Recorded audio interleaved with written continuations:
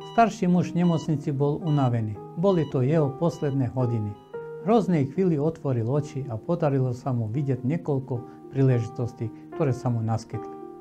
Zhromaždili sa okolo jeho postele, nedokázali ich rozpoznať.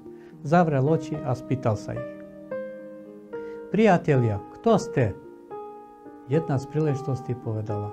Sme tvoje zanedbané sny, zabudnuté a nesplnené priania, vízie. Sme všetko, čo si mohol vo svojom živote urobiť, ale sa ti to nepodarilo uskutočniť.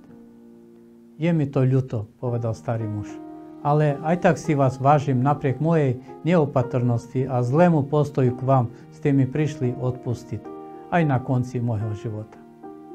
Jedna z príležitostí sa naklonila a pokojným hlasom mu odpovedala. Nie, neprišli sme sa s tebou rozlúčiť, prišli sme s tebou zomrieť. Ďakujeme priatelia za vašu podporu. Chcem vás poprosiť o zdieľanie, like a komentár k našim videám, aby sme si boli istí, že naša práca má zmysel. Týmto jednoduchým spôsobom podporujete našu prácu. Ďakujeme. Táto stránka je o šírení dobra, ľudskosti a empatie. Pre tých, ktorí sa vyjadrujú primitívne a používajú vulgárne slova, budú automaticky blokovaní.